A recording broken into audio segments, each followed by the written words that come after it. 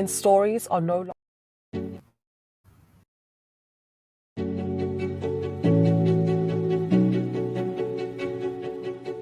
When stories are no longer told and retold, the culture fades and the people are forgotten. We are not shy about remembering out loud our story. The National Film and Video Foundation, as an agency of the Department of Sport, Arts and Culture, was created to ensure the equitable growth of South Africa's film and video industry. Our vision is embedded in an inclusive, diverse, and sustainable audiovisual ecosystem that tells South African stories to local and global audiences. We are the custodian of South Africa's film and video industry, committed to ensuring its equitable growth. The NFVF loves South African film and lets stories speak.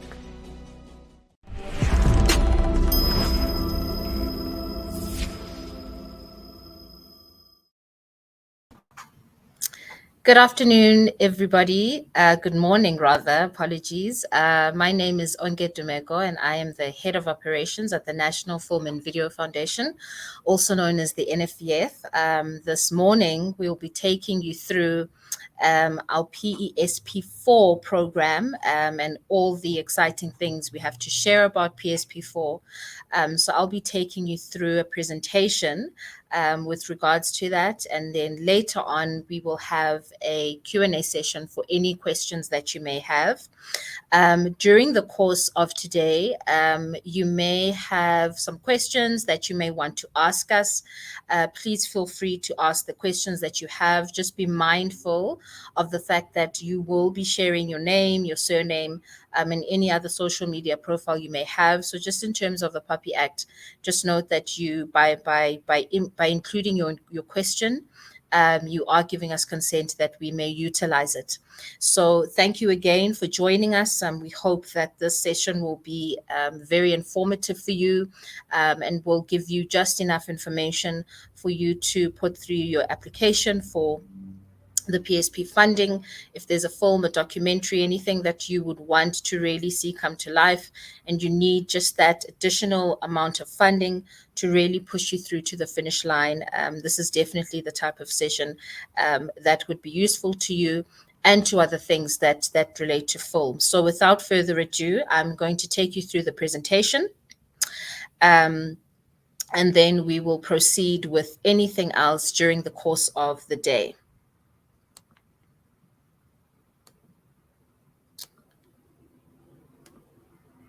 So just as an overview, PSP basically stands for the Presidential Employment Stimulus Program, and it's really come about as a result of what we've seen with the COVID-19 pandemic and how it's affected the industry at large, more especially this industry. I think a lot of you who are practitioners in the industry will have a deep appreciation for the extent to which you would have been affected by the COVID-19 pandemic and the lockdown implications, particularly on the timing to when productions could resume, how easy it would have been for you to have been employed on a production.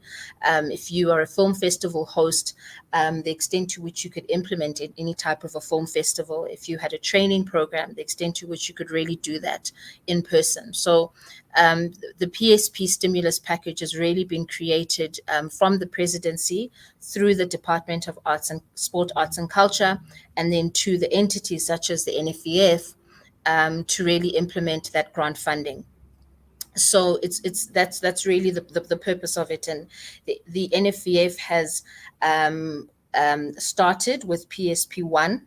We were there from the onset of PSP.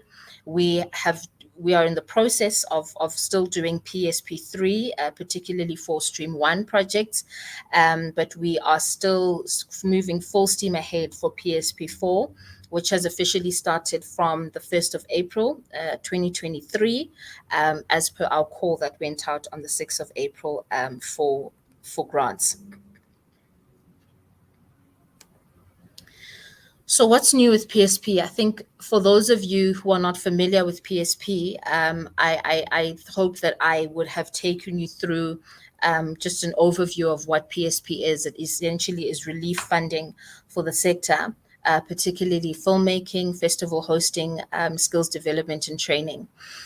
For those of you who are familiar with PSP, who may have applied in PSP 1 or PSP 3, we have changed some things just to make it a lot more efficient process. The whole point of PSP is to create as many jobs as possible. So it's very important for everyone to realize that the focus of it is really about job creation more than anything else. And in keeping with that, what we've had to do is make sure that we align that and keep on refining how we implement PSP. So we would have implemented PSP 1 and had a view of what went well and what didn't go so well. Same thing with PSP 3 for streams 2 and 3. We would have had a view of what went well and what didn't go so well. So in planning for PSP 4, we're now at a much better place to understand what works and what doesn't work. So the first thing is, because we have an increased budget for PSP 1, it was 140 million. For PSP 3, it was 152.9 million. For PSP 4, it's 179.3 million. And that increased budget then means that we have to increase the number of jobs that we create. So our target now is 11,000 jobs. But of that 11,000, 10,850 will come from grant funding. 150 of those jobs will be apportioned to an internship program, which will be administered through by the Department of Sport, Arts and Culture. So in terms of the grant funding, our focus really as the NFVF is the 10,850 jobs that we will create, right? Through the grant funding and the various projects that beneficiaries will apply for. Secondly, we are capping funding this year. I think PSP 1 and PSP 3, we didn't have capped funding because it's a special project. We wanted to give people the opportunity to apply for as much as they can. The reality is, in view of that, there's just been such an outcry for this type of funding. We have a specific amount to allocate and a specific job count. And even with PSP 3, when we had a budget of 152.3 million and a job target of 9,000 jobs, through the applications that were done, the request that or the demand that we got from the industry rather was 5 billion rand at the promise of 51,000 jobs. So you can tell that the extent to which the relief is required is not necessarily what we would realistically be able to offer. But we obviously have to make sure that we do everything that we can to make sure that as much funding goes to as many beneficiaries as is possible.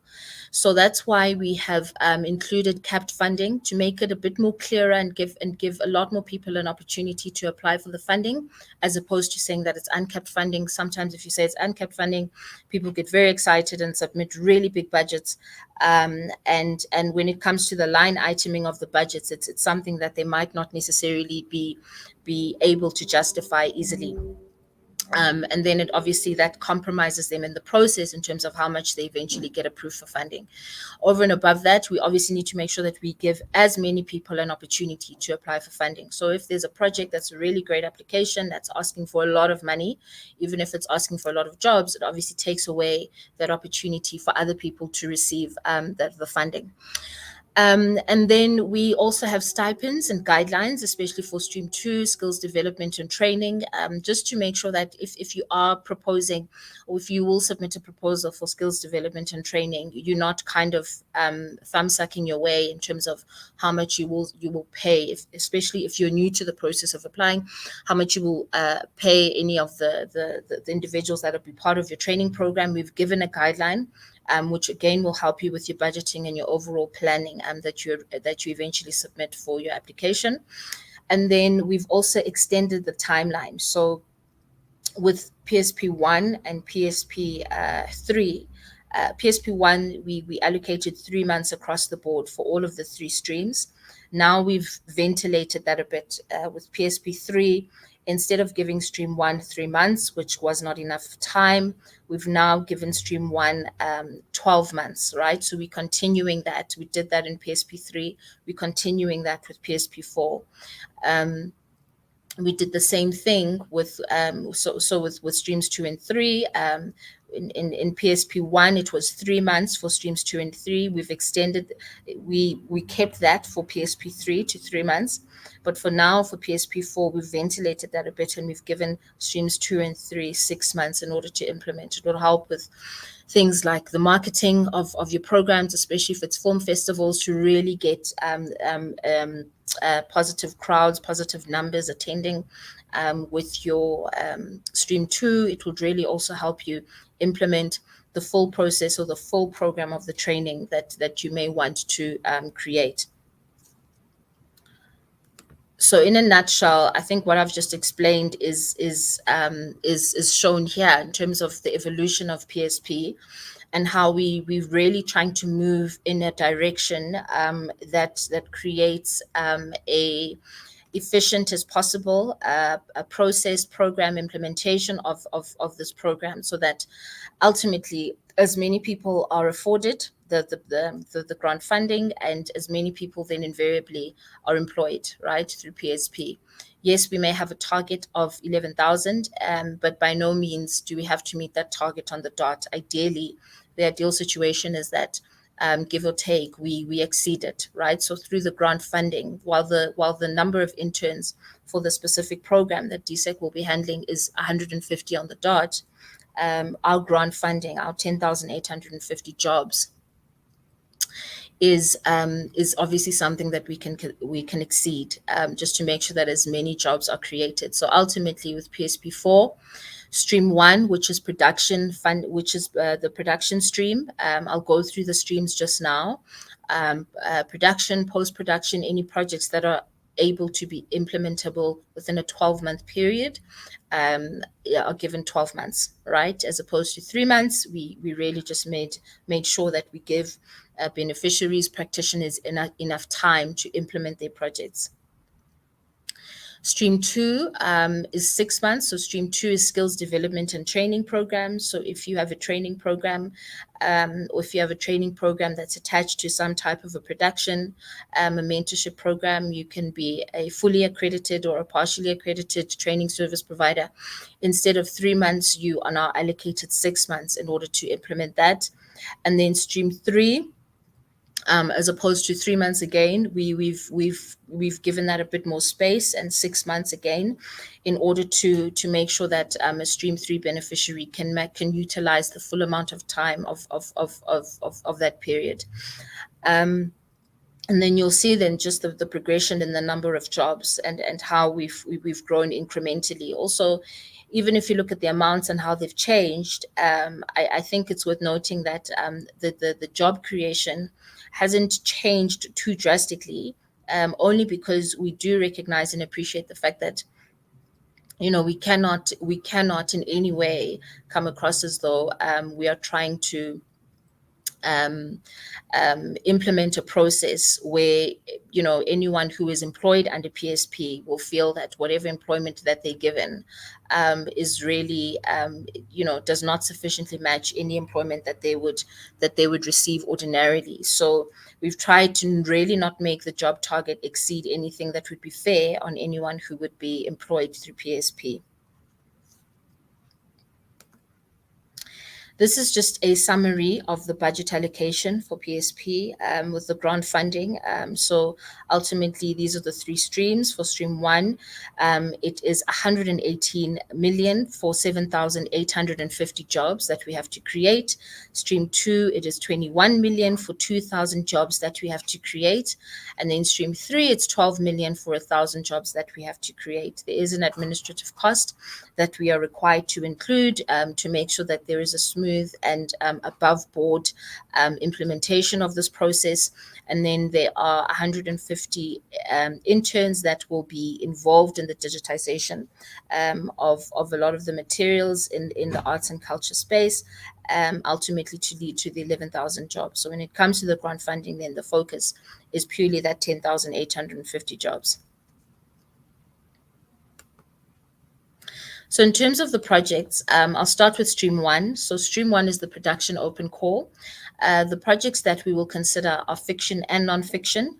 So production animation series, production animation short films or pilots, feature films that are animation feature films, production short films, web series, feature films, production micro-budget films, made for TV, post-production feature films, and TV pilots. Non-fiction 2 to 3 part documentaries, feature documentaries, short films that are documentaries, production web series that are docus, post-production docu feature films, and docus that are or non-fiction TV pilots. The requirement is that whatever format you are applying for, you can create a minimum of 10 jobs within a period of 12 months or a year. So those projects need to be implementable between the 1st of October 2023 and the 31st of October 2024, which means that from now, when the call is out, the call went out on the 6th of April, it closes on the 28th of April. From now, when the call is out, throughout the processes that we will conduct as the NFVF with the advisory panel members who will review the projects, our council who will approve them, the contracting phase, the payment of the 90% of the first tranche payment. We pay beneficiaries in two tranches, 90 and 10%.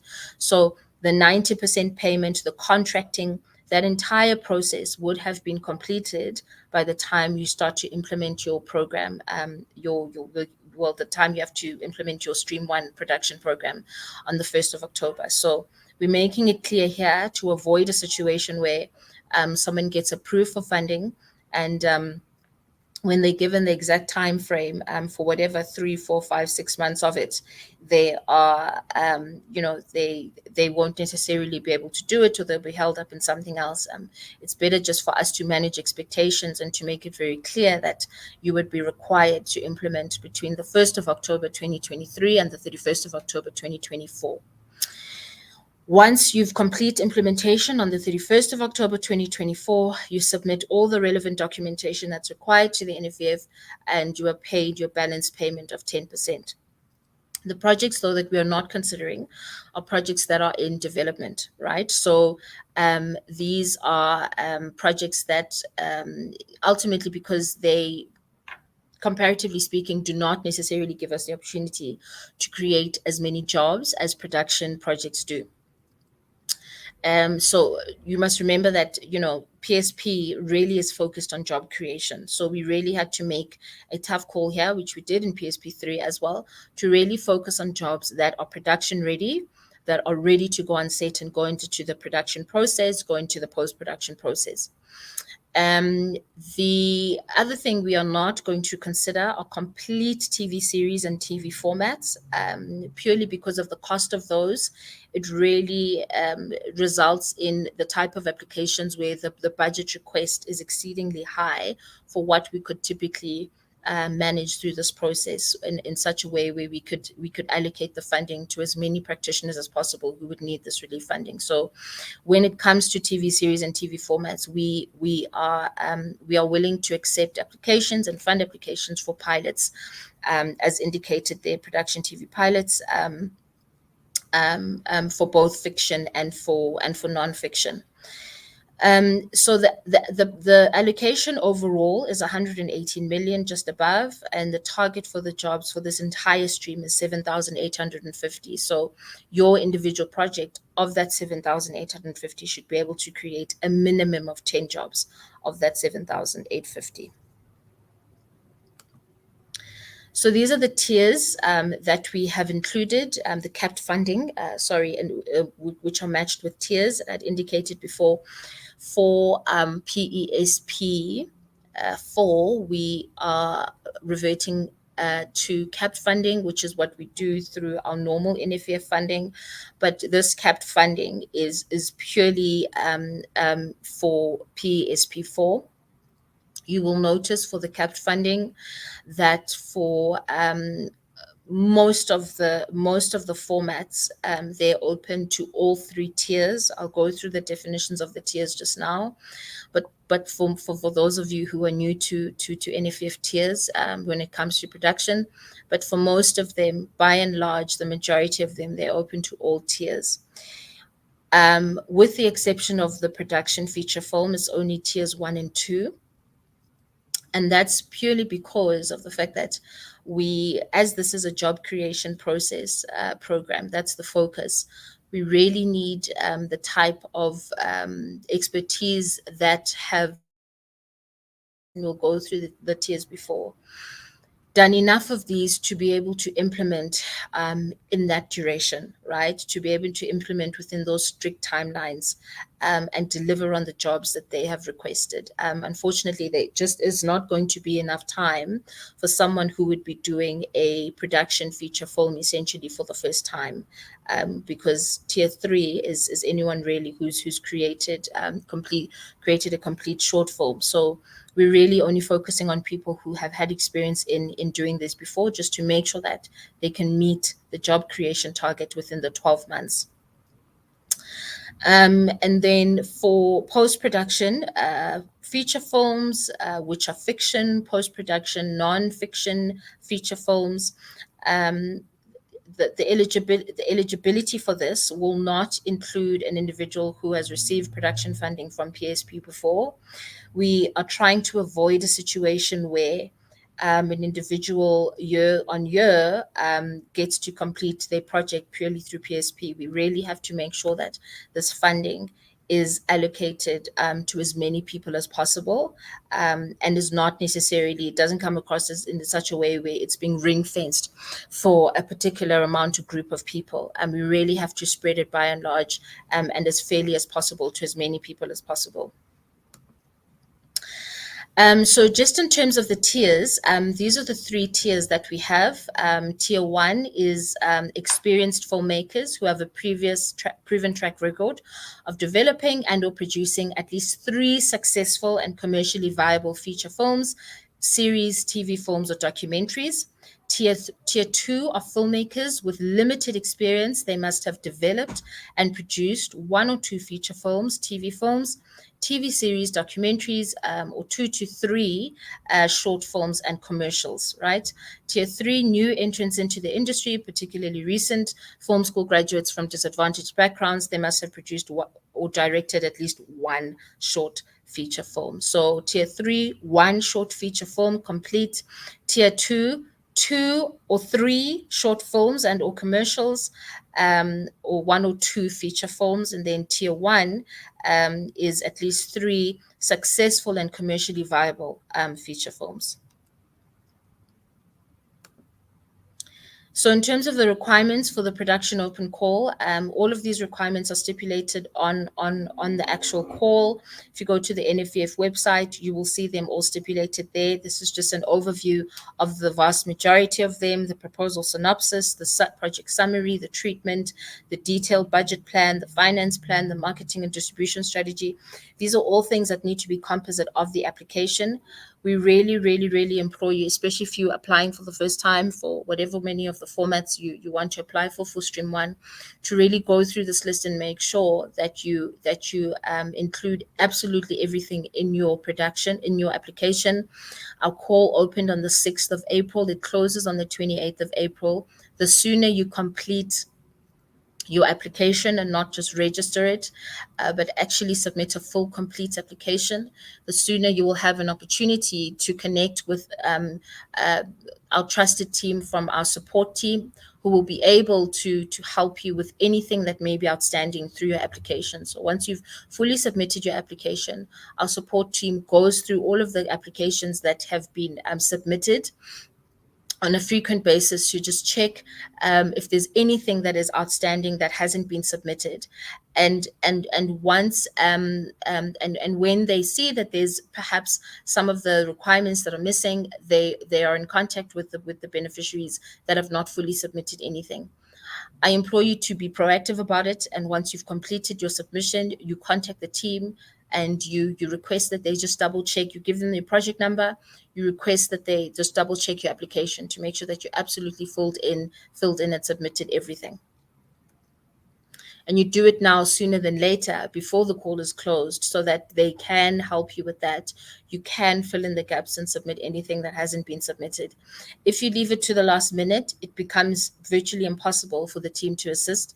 And when I mean the last minute, I don't mean the 28th of April at 5 o'clock or just before 5. I literally mean even a couple of days before that. The volumes of the influx of the applications really increase in number. So it's better for you to shoot while it's still early and make sure that you have peace of mind, to the extent that you've submitted everything. Someone on the other side has helped you check that everything that you submitted that's required is there, and everything that is required to be compliant in a certain way is also there, be it an ID document, a tax PIN certificate, all of those particulars. So do go to the NFVF website to make sure, and the Praxis portal, to just read through the all of the requirements here. The second stream is the training open call. These projects focus on training that is preference will be given to training that's targeting scarce skills in the industry, as well as training that is aimed at youth, people with disabilities, and female filmmakers. And for this training, we will be training individuals who are provisionally and fully accredited training service providers. Minimum 10 jobs with a period of 6 months for you to implement your training program, and they must be realistically implementable between the 1st of September 2023 and the 29th of February 2024. The allocation for this stream is 21 million, just above 21 million, and the targeted number of jobs is 2,000. So your project needs to meet, when you submit it, minimum of 10 jobs, which will be composite of that full 2,000. The caps that we've included for the training programs: if you have a program without production equipment for hire, it will be 700,000. If you will include production equipment for hire, we've capped it at 1 million. And we've indicated production equipment for hire because those are the projects that we will be recommend, or the panel will be recommending for approval. Please avoid a situation of submitting an application where it is very clear that you are purchasing heavy production equipment through your Stream 2 project, and then you're including a layer of training or skills development or mentorship over that, right? And then presenting it as a Stream 2 application. The problem with that is that you bloat out your budget quite a lot, and it becomes very difficult for the panel to really get an indication of the authenticity of that application as an application that's focused on training versus an application that's really trying to squeeze in the purchase of equipment in the application. So what we will cover is production equipment for hire. There are things that are tools for trade, like iPads or whatever, that we recognize as tools for trade, which are not necessarily, we're not really talking about those here. But this capping is also really just there to assist you in creating a budget that you as an applicant could speak to quite confidently, and that would make sense to an advisory panel member reviewing your project. So training without production equipment for hire, 700,000. Training with production equipment for hire, 1 million. Then there are stipends that we have included. Each learner per day, a minimum of 350 Rand. Each learner per month, a minimum of 5,000 per month, depending on how you want to create your, how you envision your training program to be implementable. We've given those two options of the stipend per day, the minimum stipend per day, and the minimum stipend per month. These are just some of the requirements of the call that are required. Everything is there on the call through our online portal, which we'll go through now, and also on our website. The same applies to Stream 1, as I'd said, in terms of making sure that you have everything that is required to submit, and everything that is needs to be compliant is compliant and above board, and you reaching out to the team sooner than later. This third stream is the marketing and distribution call.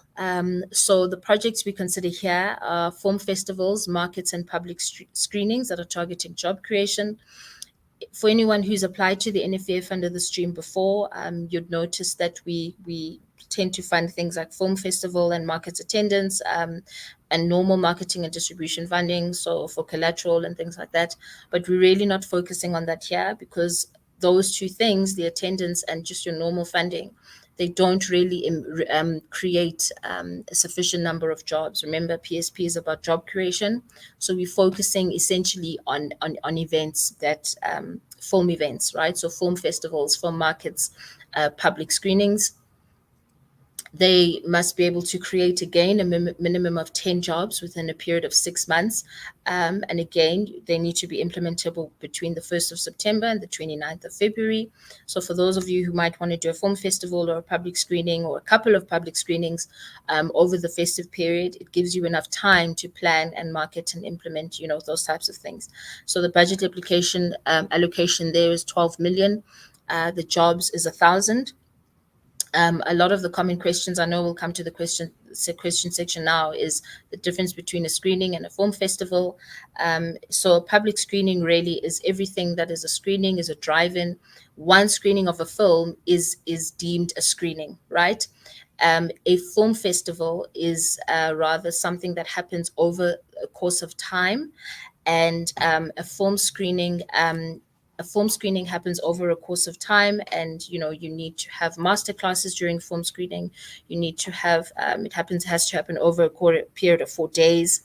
So it's quite different to a public screening in that there's a minimum number of 4 days you have to meet. You have to have master classes throughout the film festival, whereas a public screening is a bit more of a low-hanging fruit for someone who's new to this process, because it only the screening of one film then is deemed a public screening. So the cap for film festivals and markets is 1.5 million, and we've tiered it across 3 tiers: tier 1, tier 2, tier 3. I'll go through the tiers just now. For public screenings, it is 500,000. We've focused on tier 2 and tier 3, and we focused on tier 2 and tier 3 because we really want to get as many people who are relatively new into this industry, particularly Stream 3, to utilize the public screening format to really get their feet wet when it comes to implementing these types of things. Sometimes a film festival, even though it's open to tier 3 as well, it might be too daunting and too overwhelming for someone who needs to do this for the first time, particularly in an underserviced province or whatever the case may be. So we're really trying to focus that funding there on tier 2 and tier 3 and give as many people as possible, particularly from underserviced provinces, to get their feet wet and get themselves into the process and into the culture of implementing these types of film events. So in terms of the streams, tier 1 are established film festivals and markets. A festival or market in this tier should ideally have been in operation for more than 10 years and be able to show that they attract funding from multiple sources. Tier 2 is intermediate film festivals, markets, and screenings that have been in operation for more than 5 years and fewer than 10 years.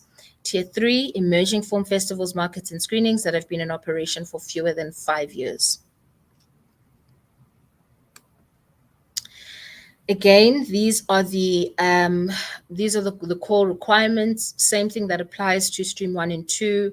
Make sure that you go through everything. If there are any questions that you have, ask the questions that you have to make sure that you submit the type of application that is compliant and that is above board, and you do that before the call closes. If you submit your application on the 27th of April, and you have all the confidence in the world that everything is compliant. Unfortunately, on the 29th of April, even if it's on the 28th of April at 6 p.m. after the 5 p.m. deadline, you will not have an opportunity to ask someone to check if it's compliant or if it's, if there's something missing.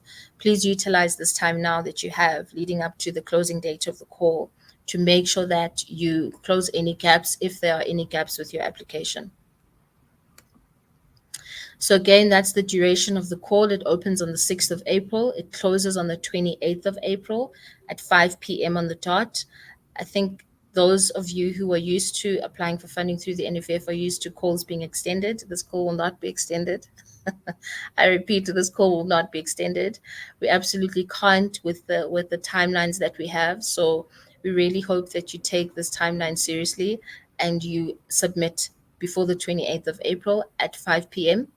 And honestly, if I were you, I would even keep the 28th of April out of my mind and really just give myself a target of a week, because you do not want to be applying at a time where you apply last minute and you really want someone to check. It's just not going to be possible with the influx and the amount of applications. So rather apply sooner than later.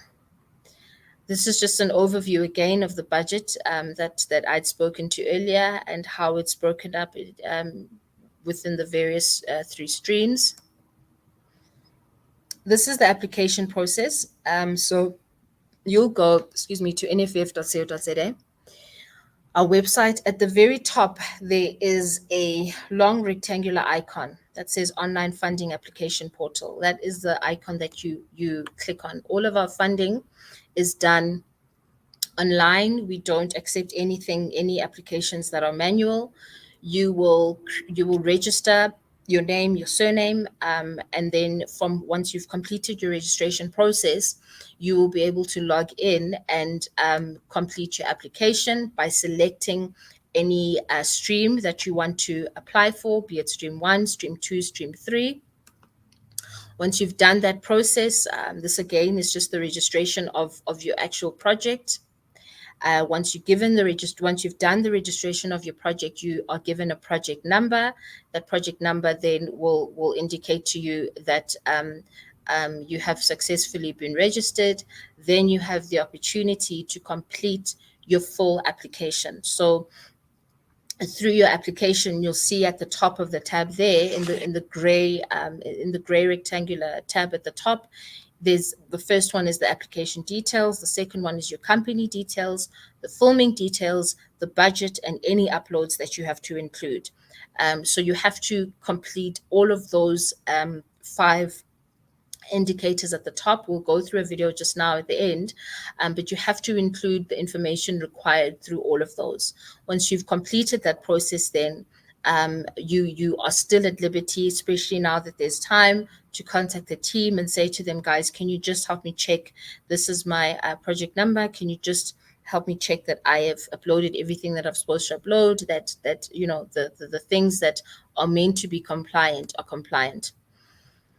So again, through the uploads, this is the compulsory documentation that's going to be required, right? Everything related to your tax, your IDs, the comprehensive CVs, the budgets, CVs of personnel for the companies that you're applying with. So these are the things that are going to be required. They're all there on Praxis.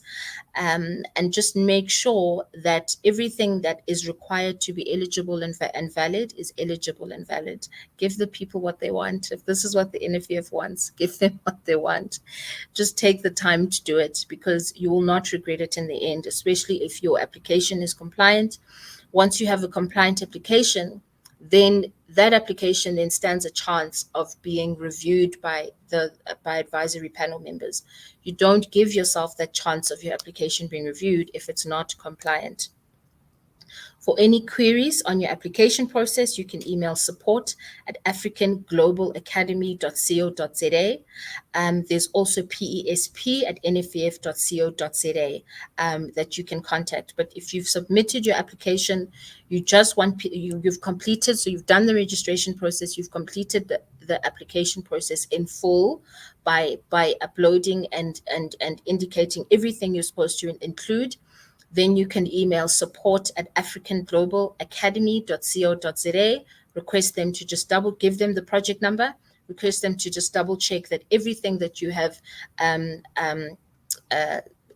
included in your application is compliant and that you haven't missed anything out. They'll get back to you and tell you to, your CV is or your tax pin certificate, their compliance issues with whatever they may be, and you'll have the opportunity to fix that, right? So please do that and take the time to, don't think you have a lot of time, because then it will be the 26th or the 27th when you start the process, whereas you could have taken the time to do it this weekend and really, really get it out the way. Okay, so now I'm going to move on to applying for PSP advisory panel members. But before I even go into that, I just want to mention one thing. When you are submitting your application and you're completing the process in your application, before you would have saved throughout all the process when you're going through all of those 5 tabs that I spoke about. Just make sure that the number of jobs that you indicate on the actual Praxis portal match the number of jobs that you have indicated throughout any of your uploads, right? Please make sure you do that, because a lot of the times there is a disconnect. So you might, in your uploads, might have included 35 jobs, but on the actual Praxis portal, you've included 25.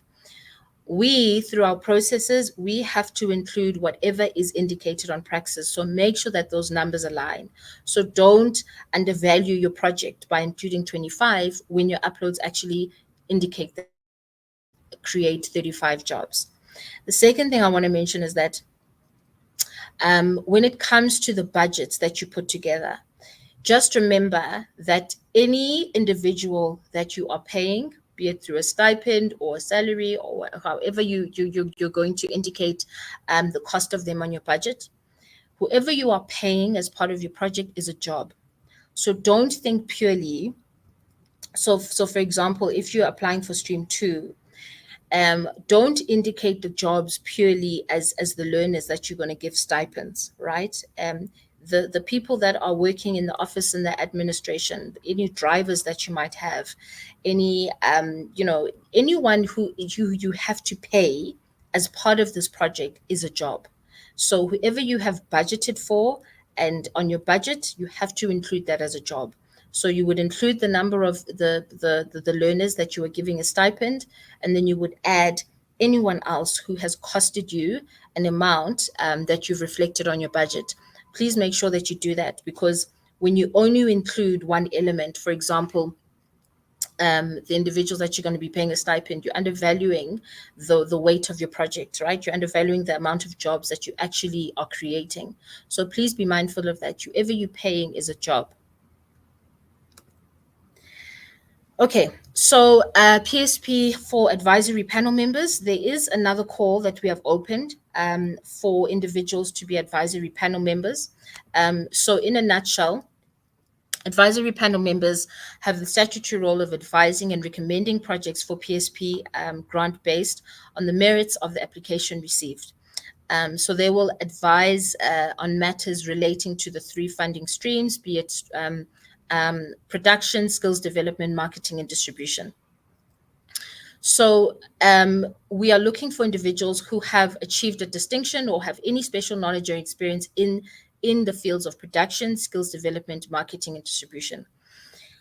In essence, advisory panel members, to be as colloquial as I can, are basically judges, right, of the projects that will be submitted, of the applications that will be submitted. These are the people that will get allocated projects based on their experience.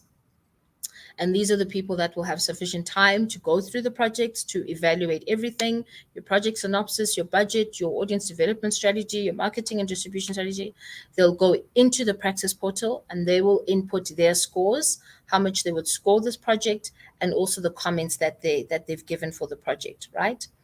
Advisory panel member then would convene through a meeting, will host meetings for Stream 1, host meetings for Stream 2, host meetings for Stream 3, where they will discuss their scores per project when we go through all of the projects. And all of those meetings are chaired by individuals from our council, from our board. So that really is the full role of the advisory panel member. It's really to look at all of the projects that have been submitted, do a proper analytical review of the projects, having gone through all of the documentation that they access through Praxis, and then they come back to in their own time, but within the time frame that they're given as well, to do their scoring of each of the projects and submit very, very accurate and concise comments that they will utilize then through the advisory panel meetings, where they will discuss the projects with each of the other people that have reviewed projects. So on average, for someone who has submitted a project, they will be reviewed on average by 3 different people, 3 different individuals who have the credibility and expertise to review that project. So you've submitted under stream 1, your project will be reviewed by 3 people, 3 advisory panel members, who are advisory panel members for stream 1. And really that's done in the interest of fairness. It's not really fair for your project to be reviewed by one person. You need to come out with an average score of what your average for your project is, based on the individual scores of the 3 people that have scored you.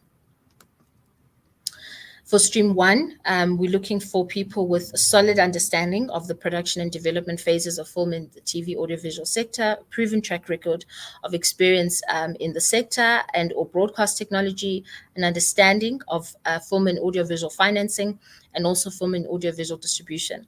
So those are key, because as an advisory panel member, you obviously have to be able to interpret the budgets and really make a proper informed decision as to whether the individual who's applying has budgeted accurately, has over budgeted, has bloated budget, has under budgeted.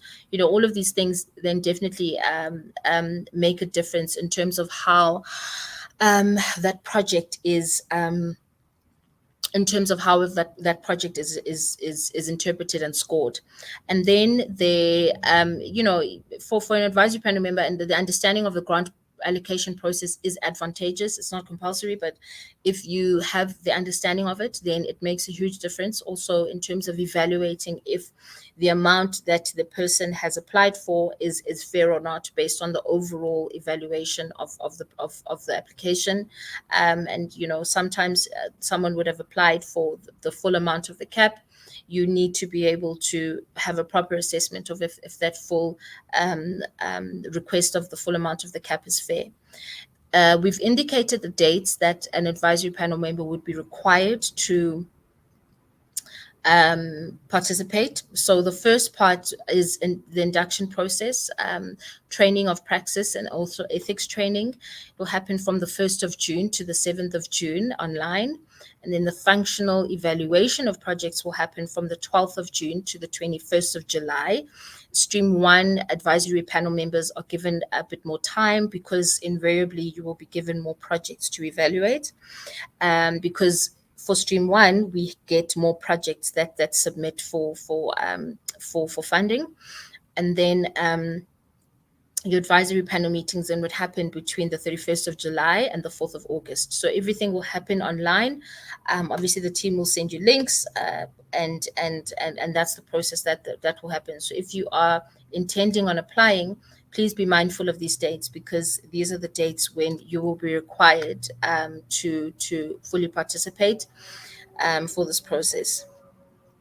For stream 2, we're looking at individuals who have a solid understanding of the skills development requirements for the sector, a proven track record in education and skills development, and an understanding of financing or skills development programs for the film and video audiovisual sector. Again, the understanding of the grant allocation process is advantageous. And then fully and partially training service provider accreditations will also be advantageous. So these are, again, the dates that will be required. The induction, praxis, and ethics training is the same as stream 1 as it is for stream 3, as you'll see. The functional evaluation for projects, however, this is where things start to differ, where you'll be allocated a time from the 12th of June to the 7th of July. A bit less time, because there will be less projects for you to evaluate. And then streams 2 and 3 advisory panel meetings will happen from the 17th of July until the 24th of July.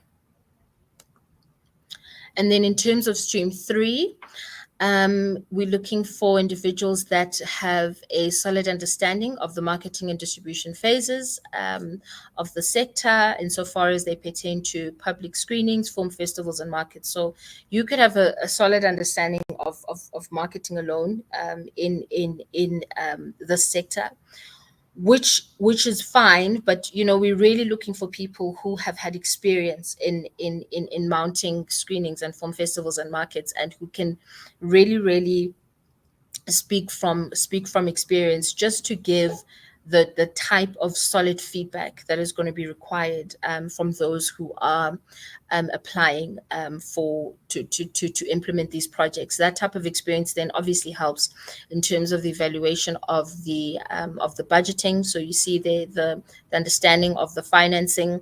It really gives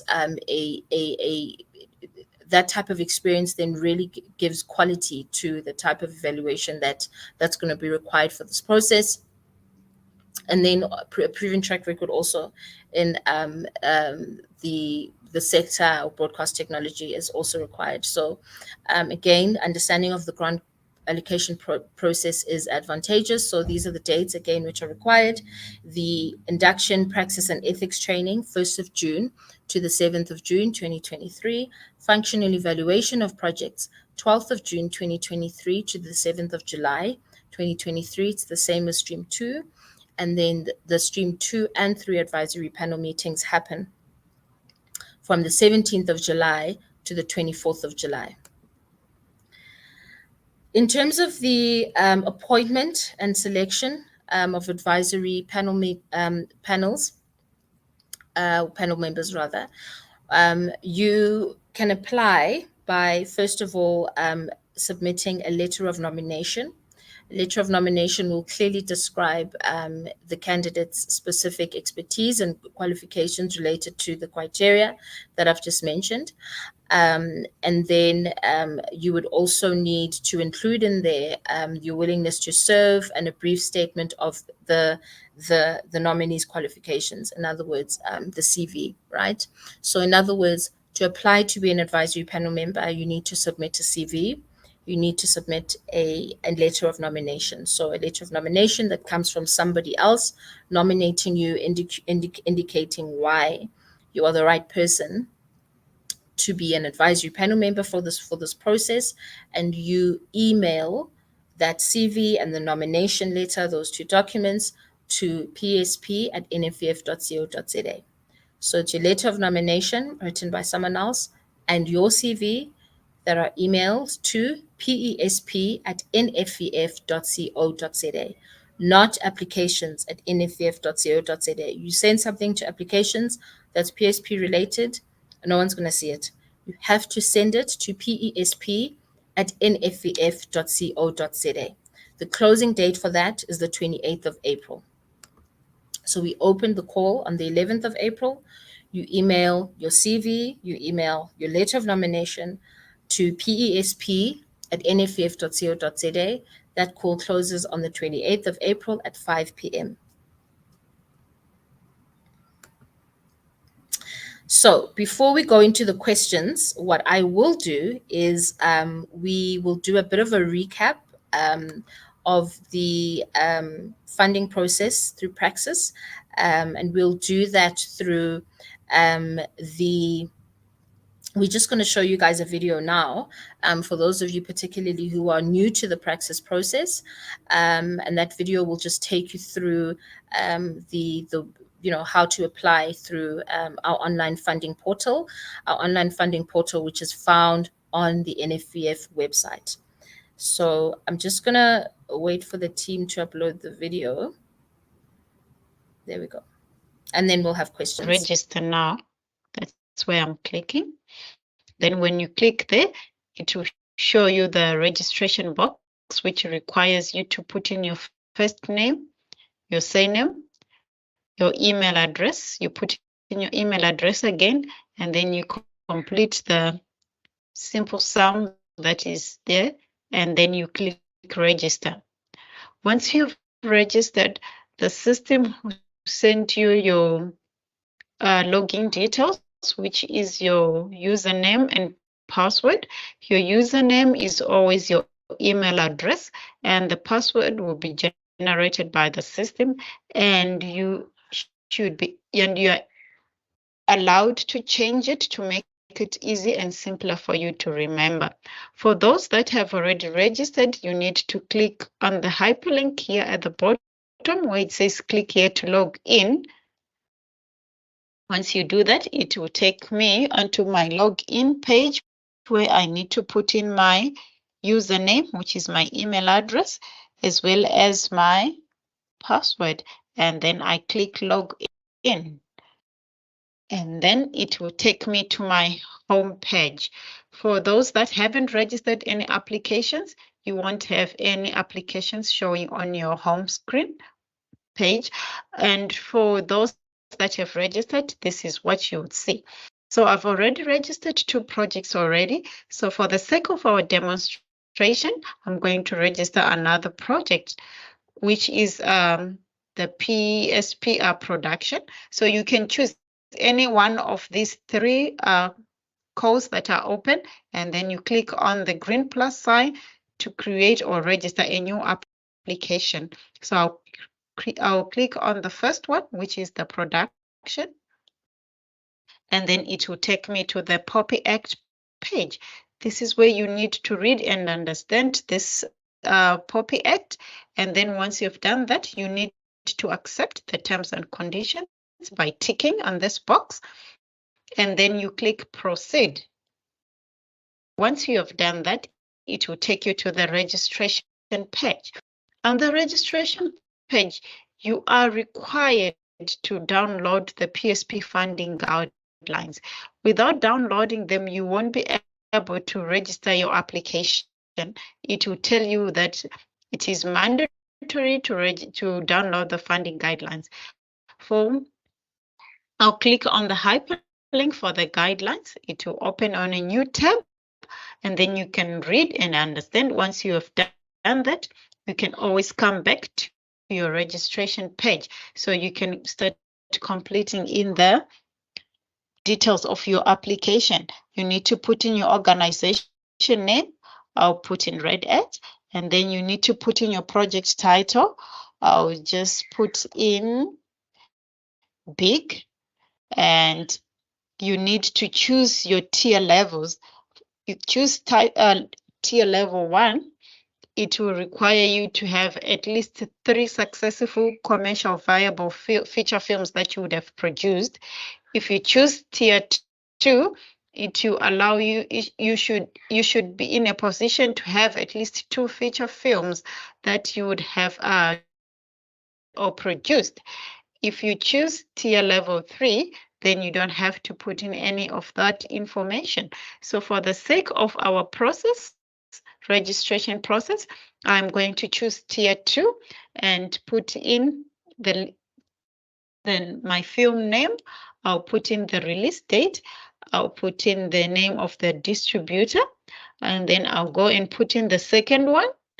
I'll put in the release date, and then I'll put in the distributor. You need to choose your super sector, production, and then your sector as well, whether it is a short film or an animation documentary. I'll choose fiction, and then you need to choose the province. I'll choose Northwest. You need to choose the designation of the applicant, whether you're a producer, an editor, or director. I'll just pick director, and then I'll click register application. And my application has been registered, and you receive an email with your project number in your email account, and then you click continue. Once you've done that, you go on to the application form. So here is my applicant details, and because I already exist in the system, it keeps my applicant contact details here. If anything has changed, especially maybe if your surname has changed, you need to let us know so we can change it for you from the back. Otherwise, everything will remain as is. You need to, and you can see here that there is age. For those that have applied probably some 2-3 years ago, it will still have the old age that you have used to apply probably when you are 44. So 2 years later, it will still show 44 here. So to change that age, you need to delete the date of birth here. When you delete it, you save. Once you have saved, the age goes away. And then you need to put in your date of birth again so that it can pick up the new age. And then you save. That's how you can change your age. And then you need to complete all the fields that have got the red stars. They are mandatory for you to proceed to the next tab. You need to put in your next of kin in case you're not available. If NFVF needs to contact you, they should be able to contact the next person in line. If this one is not available, they should be able to contact the second next person in line or the second next of kin. So you need to put in their details here, and then you save continuously as you keep completing your forms. Once you're done that, you move on to the next tab, which is our company details tab. You put in all the required fields, and then we go down to the bottom. Here we are supposed to upload at least 10 jobs, or you're supposed to list at least 10 jobs for you to be able to proceed or to submit your application form. So we can choose for permanent jobs. The job spec, we've chosen camera and lighting, and then you choose the gender, you choose the race, you choose the number of people that are going to be employed doing this. If you've got 5, the number of disabled, you've got 0, you add. Once you add, that job number or those job numbers will be recorded in the system. You need to do the same for the next spec of job or the type of job, and then the spec again, you can put in maybe boom operator. You choose male, you can choose the race, you choose the number of people to be employed, you choose the number of disabled if they are there, and then you add. So you have to keep repeating the process for all the jobs that you are going to add. And remember, you won't be able to submit until your application form has at least 10 jobs that are going to be created. Here I have 8, and I won't be able to submit until I have at least 10. Once we have put in at least 10 jobs, you can move in to the next tab, which is our filming. And here we need to put in the genre. You choose the proposed shooting format. You put in the information required here. You save. You go on to the next tab, onto the budget. You answer all the questions that you are required to answer. You put in the requested amount. You save. You go on to the uploads tab. On the uploads tab, you need to make sure that all the documents that you're going to be uploading are in this format or this type. Any documents in this format you will not be, which are not in this format, you won't be able to upload and submit. And bear in mind that our maximum file size is 30 megabytes. Anything above this, you won't be able to upload and submit. And to upload, you just need to choose your file, and you go on and you click which file you want to upload. Once it is there, you put upload. If you've seen that you've put in the wrong file or the wrong document, you can always delete using this delete hyperlink here to delete your document. I'm going to do that, and then it goes away. So this is how you delete. Once you're done, you need to click validate to see if you've completed. So this will show me that my application is still very, very empty. So I need to complete it. Once you have done that, you click on your terms and conditions. You accept them, and then you click accept, and then you have accepted, and then you can submit. But I won't be able to submit because I still haven't completed my application form. So once it is completed, then that is when I will be able to submit. And that is how you can complete your production application form. I would like to take you back to the home page so we can go into the marketing form. The marketing is done the same way as the production, but it has a budget tab. So I would like to show you how you put in your budget items.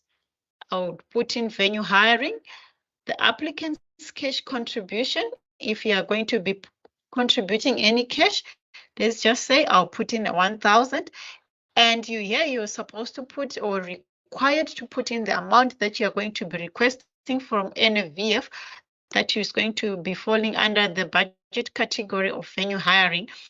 Let's say I would require NFVF to sponsor me 50,000. You need to put in 50,000. Please bear in mind that you should not put in space commas when you're putting in your amount. Otherwise, it won't save. Once you have done that, you click save. Once you have saved, you can just scroll down to the bottom. The system will automatically calculate for you. So I'll put in 2 values here so that you'll be able to see what I'm talking about. For admin, my contribution is 25,000, and I'm requesting NFVF to fund me 35,000. And then when I save, the system auto calculates for me, and here I have my 85,000 and my own contribution of 26,000. So this is how you complete your application forms. I will go back again to the skills and training because this one is different from the 2. I'll click here to register. The same process again comes in for the POPI Act. I accept my terms and conditions. I proceed. And here, if you can see now on our registration page, it's different because this one doesn't show the tier levels because they are not required under skills and training. But before we can go ahead, we need to download our funding guidelines, just as we did when we filled in the production form. Once you've downloaded our funding guidelines, we can go back to the registration page. We can put in the title of the project. I'll put in youth empowerment, the name of the organization. I'll put Purple Heart Foundation. In which province will the training take place? I'll choose my province. I'll put Free State, and then I'll register my application. And then it will give me an application number, a project number, and then I continue, and here I am into my new application for the skills training provider. So this is how you complete, or you register yourself and you complete the application form on the system. I hope it was clear. Thank you very much for listening. Good day.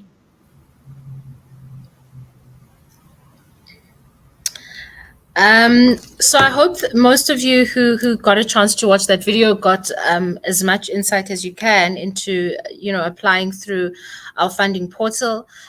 We only accept applications done online. So any manual application, unfortunately, there'll be no one at the office to receive it. So it's very important. Even if you didn't catch all of it, you can always rewind. Once this live stream, we're going to still keep it on our YouTube page. You can always go back and look at that.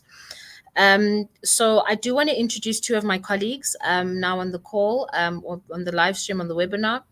who will assist with the Q&A that we're going to do now. We've seen a lot of your questions in the comments, so we're just going to do as many as we possibly can.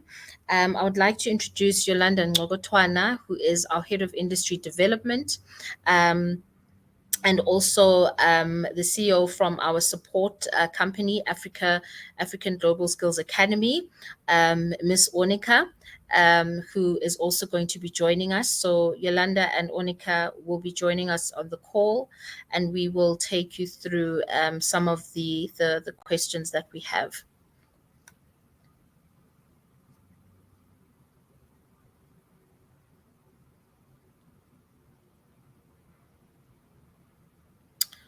Okay, so I'm just going through the questions as I see them here. So from EMS Productions, South Africa, can you apply for more than one component, example, production and post-production? So you can apply for one thing per stream. You can apply for stream 1, stream 2, and stream 3, right? You can apply once in each stream, but you can only apply once in a stream. So, you know, if you submit the application that you're most confident in, right? That you need the most at the time. So apply either for production or apply for post-production. Remember, we need to give this as relief funding to as many people as possible. So it's important for you to keep that in mind. So only one thing you can apply for per stream.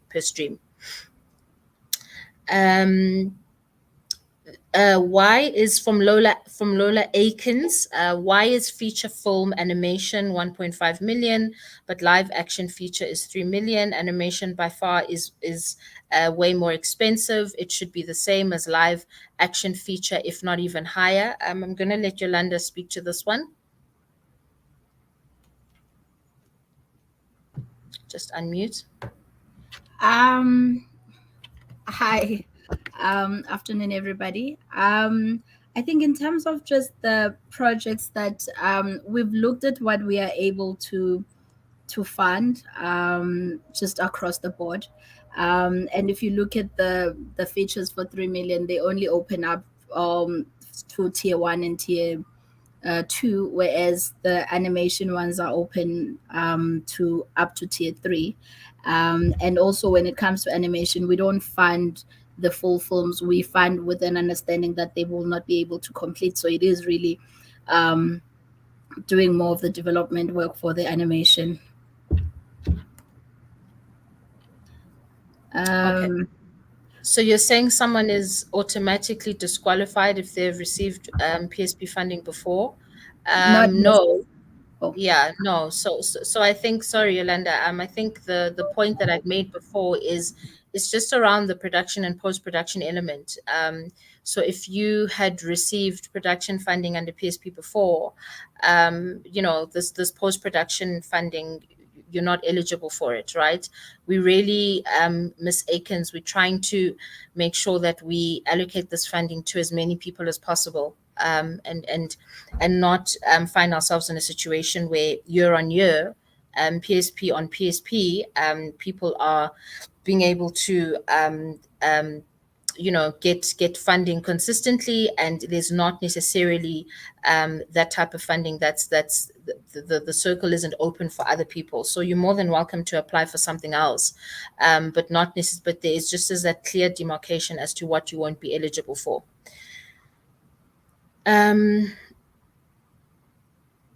Okay, so from Kupedi Apani, it's not so much a question. It's just him saying that the NFVF has said that he's never touched a tax clearance, which is not true. So I think these are some of the things that you can deal with directly with the team. I'm not sure if it's PSP related, if it's NFVF related. So if it's PSP related through that type of a program, please email psp@nfvf.co.za. If it's related through normal NFVF funding, please email applications@nfvf.co.za with that particular project that you are referring to.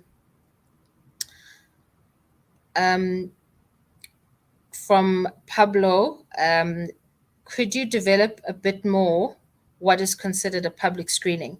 Okay, so a public screening is essentially anything.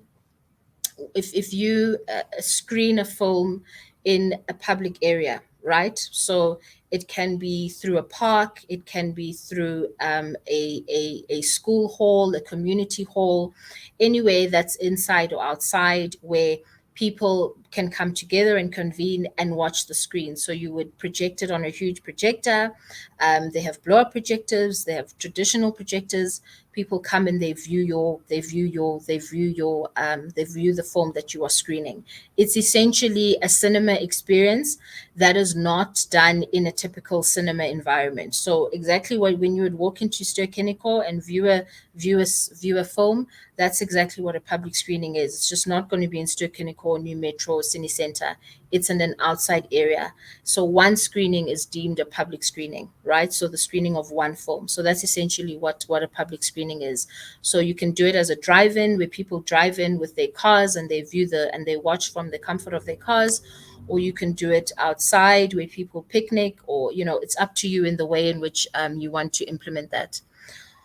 All the information though is on the website. Are individuals allowed to apply for production funding without a company? I'm going to let Yolanda respond to this. Are companies allowed to apply for production funding without a company? Yes, in particular for PSP, they are allowed to apply without a company. I do think, however, in terms of when it comes to the production funding for the larger amount, they will be expected to create a separate account for the PSP so that the funding is then not muddled up with your own personal finances. And then, of course, the funding will have to then be audited like any other funding. So for the purposes of the PSP, they can, but with a separate account. Since Tier 2 can apply for feature production funding up to 3 million, should they include a mentor? This very depends on the company, right? On the size of the company, because if the Tier 2 varies, you've got Tier 2 who are at the top end of Tier 2, meaning that they do have the experience, they have made features before, and then you may have a Tier 2 maybe who's made one feature, and then maybe they're making a different genre from what they've made before, and they might need their assistant. So I think it really will depend on the needs of the filmmakers. And I think the other way that the mentor may come about is also if the project is read by the panelists and they feel that the team that has been suggested would do with someone who's more experienced, then a mentor would also then be suggested in that regard. So it really varies, but look at your strength. And then, because also a mentor can be someone from directing, it could be a supervising producer, or it really could be someone who's assisting with story. And somebody is saying, okay, go for it. Can I apply as a panelist, and can I also apply for production funding? Yes, you can apply for both, because at this point we don't know which one you're going to be chosen for. But in the case where you do, your project does actually minimum compliance requirement, you then cannot be reading for the stream that you have applied for. If you're applying for production, you can't then read for that production. You have to be reading for another stream. I think right about now the panelist application is for all 3 streams, so you can then apply for the one that you think your skill set is best served at, but then you will not be able to read in the stream that you are funded at. And this is just to ensure that the process is as fair and as open as possible without necessarily making it or making anyone feel unfair or treated unfairly. Can you please explain from Lorato, can you please explain what marketing and distribution should look like or is for Stream 1 as part of the things that need to be submitted? I think when you look at all the projects that are being asked for in Stream 1, it is projects that are for production, and therefore when you're making your projects for production, you should have an outlet of where you are intending the project to go to, whether it be a festival or it be you're already working with a distributor or a broadcast, and therefore your marketing and distribution plan for that film should speak to that. So if you are, for instance, making a short film which you are intending to distribute within your community, and you know who exactly you're making it for, your distribution plan and your marketing plan is really to say that this film that I'm making, this is how it's going to reach the audiences, because we do not want you to just make a film for the purposes of making a film. Yes, this is the PSP. We are prioritizing job, but I think as an industry, we're also coming back and making more films. And I think we're not just going to make films for the sake of it. So for the films, you do need to know who are the audiences, where am I going to find the audiences, and the marketing really speaks to how do you get those audiences, and then the distribution really also is the same thing. So I think across the board for features and for shorts, I think it is an expectation. Hopefully I've explained that to its fullest. Can someone submit 2 applications in one stream, as in fiction and non-fiction for one stream? So I think we've responded to this. Per stream, it needs to be 1 application. This is a special project, it's relief funding, so it has to be 1. So you would have to choose between the fiction and the non-fiction project. Yeah, and also because because the money is from the same production funding, so either way, if you had applied for 1, you would only be accepted. I mean, if you had applied for 2, you'd only be accepted for 1. Yeah. Can Stream 3 be used to screen impact or educational documentaries to communities that might not otherwise have access to them? Absolutely. In your film festival or your screening, the content that you screen, you'd need an FPB certificate for that, obviously, to make sure that it is above board. But the content that you screen would really be up to you in terms of your full application. The difference between, I think, a proposed budget and detailed budget, the two overlap, because really a proposed budget is how much you are intending to have your film made for. And this, if you are applying for money that is more than what the cap is, you then need to have a finance plan that shows us where you're going to get. For instance, if you're applying for a feature which is 10 million and the cap is only 3 million at the NFVF for this particular call, you then need to have a finance plan that shows us exactly where you're going to get the rest of the 7 million, and also within the timeline, because it also still has to speak to the timelines that we do have. So if you have a finance plan and you're getting some other money from private investors, we do need the confirmation that those private investors are already on board, and this is to ensure that the projects are done within the timelines, and therefore, if you do not have prospect of other funding, I would say stick to the project that can be made within the caps. And then just in terms of the budget, it being detailed, I think we do need a detailed budget, just to be able to see exactly what the cost entails. So we really do not prefer a summarized budget in any way, because then it becomes hard to assess one project to the other if one project has a detailed budget and then the other one just has a summary budget. So I think the two are intertwined, but for those who then have projects that exceed our cap, you do need to provide a finance plan. And in the case where you don't provide a finance plan, you might not be disqualified, but you will disadvantage your project. So I would suggest that you just add both. Can you apply for more than one stream? Yes, you can. You can apply once per stream, but you will only be approved for one of the projects. So you can shoot your shot in all of the 3 streams, but we will not be able to give you funding for all 3 streams and all 3 projects, or even 2. It will only be 1. We have to make this funding stretch as far and wide as we possibly can. Yeah. There was also another question that came through the chat on our side asking, I'm currently making a Xitsonga Film Festival hosting, and can I do that? I'm just summarizing your question.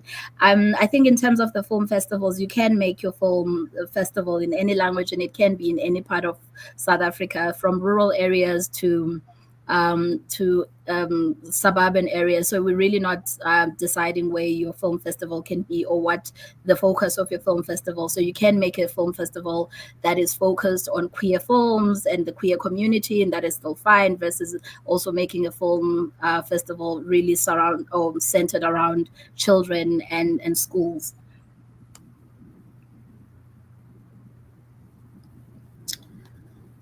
We teach creators from all sectors content creation. We also provide free complimentary online marketing startup packages.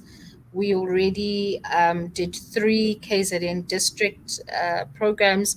Are we eligible for stream 2? So I mean, I think it's quite clear that you are already in the training space. I think the important thing to realize is that everything is going to be dependent on the application that you put through, right? We are quite clear to say that we are looking for applications from partially accredited or fully accredited training service providers. So if you can give us any type of an indication that that accreditation, partial or fully, is there, right, within the context of what you're doing as it's related to the audiovisual sector, then it will, then the project will be evaluated on its merits. So just make sure that the project, it's okay to say what you've done before, but the panel evaluates what you are actually submitting that needs funding within the set period that we're giving you, that you'll have to implement the project now. So I don't know if Yolanda wanted to come in there. No, I think you've covered everything, and I think it's just in terms of the question that is on the screen. Can I please ask the applicant to please just email NAVF, what is it, PSP at navf.co.za. You can copy Onika in terms of just asking that request, so that you can then at least be given feedback in terms of what was the issue with your last application. Unfortunately, for the PSP, because it is a special fund, we do not have a surplus fund to deal with appeals. That's just one of the unfortunate part about this funding as it is right now. I think there's also another funding that comes from, I think we will leave our email addresses just in case you feel like you didn't get Onika's email address there. There's another question here asking, can I apply for different components of the production, for instance, production and post-production? I think if you are applying for production, ordinarily your production funding or your production budget should include post-production. So for the purposes of this call and even NAVF funding, you only apply to the NAVF for post-production if your production funding was funded elsewhere. So the idea for post-production is to be able to say you funded your project on your own, you've come that far, and then you are now needing to complete it, and therefore we create the post-production funding for those type of people. But you can't now, if you've applied for production funding in PSP2 or PSP1 or PSP3, you can't then come back to us for the same project and apply for post-production, because then that would just read as double dipping in our funding. And yes, the call is recorded, or the webinar is recorded for the person asking. Okay. Yolanda, can I just emphasize the issue around the jobs in general, because this is very, very critical.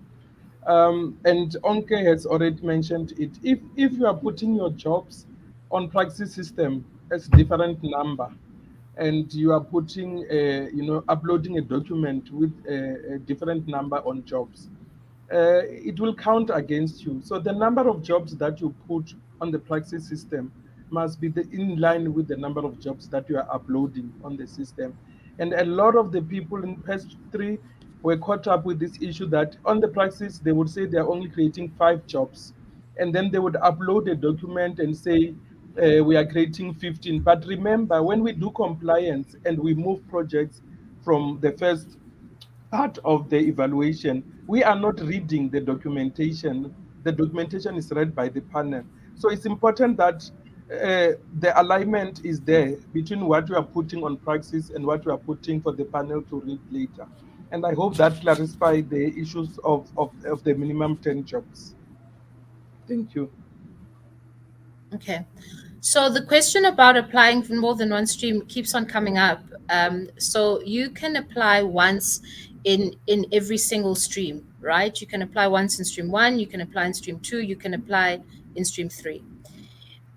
If you apply more than once in a stream, it's not possible for us to fund you more than once in that stream, right? So you can apply in all of the 3 streams. We will fund you for one of the projects, right, that you've applied for. Well, if the projects are compliant, if the recommendation is to fund, you can only be awarded grant funding for one of those projects of the 3 streams. If you apply for funding twice in one stream, the same applies. You can only be awarded for funding once in the stream. I think Yolanda explained the element around the production and the post-production, to say that if there's queries in your mind around the post-production element, you can basically make sure that you apply for that under the production. But you have to just realize the fact that we will only fund you for once. We will only fund you once, depending on how many times you apply. So even if the both of the applications are compliant and above board, they're both quality applications, we are not in a position to award the funding twice to one person for one stream, to award the funding more than once to a person in different streams. Yeah. And the question, I think the one that's being posed right now is to say, does that mean I automatically get disqualified if I'd already received funding before for PSP? I think what we are saying is that we are prioritizing, because I think PSP, as you will know, is a special project, and this is its third installation, and we would not have it in a case where one individual has received PSP in every year when there are individuals who maybe have not received funding at all. But what we are saying is we are going to look at the quality of the proposal and also the jobs that are being proposed on each, and also the impact of the projects. But we will be prioritizing those who have not yet received funding before. Not to say that the ones that have received will not get it, but in terms of just priority. And I think this goes across everything else that we do, is that we do prioritize people with disabilities, we prioritize women, prioritize from people from underserviced communities and provinces. So this prioritization of people who haven't been funded really falls as part of those priorities, but it never really means that someone from Gauteng, for instance, doesn't get funded.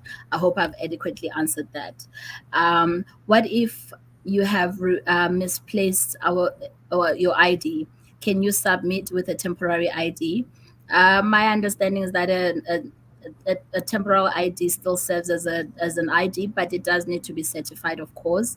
And in which case you would have to then send us the updated ID as soon as possible. There is a window in terms of how long you can use a temporal passport ID in South Africa. So you just need to make sure that it's within that window. You can't then continuously have a temporary ID just because you lost an ID. So you then need to show that there's a process that you are actually getting a permanent ID. What is the minimum number of jobs to be trained? I think at this point we do not have a minimum, unless Onika, you can come in here. We do not have a minimum number of people can be trained. I think the minimum number of jobs is 10. But of course, in terms of the project will be looked at. Your proposal, what you're proposing, will be looked at versus the budget. So you then need to make sure that there's congruency between what you are quoting us versus how much you are spending and the people that you are imparting knowledge to. So for instance, you can't then have a training program where you are training 4 people and it's costing us 1,000. But I'll let Anika elaborate on this one. Thank you, Yolanda. Indeed, in this case, remember your training trainees are the people that we are also counting as jobs. So we are working on a minimum of 10. So in the manner in which you develop your project proposal and implementation plan, you need to make sure that you align, and also remember to align to what Onke referred to as the daily rate that can be paid while you are training those people, because all that will determine how much money you are going to be applying for. So it has to be at least a minimum of 10 trainees if you are going to be accounting for those as jobs. This one says, hi, for production funding for TV, does it include a talk show or a pilot? A talk show pilot. I think yes.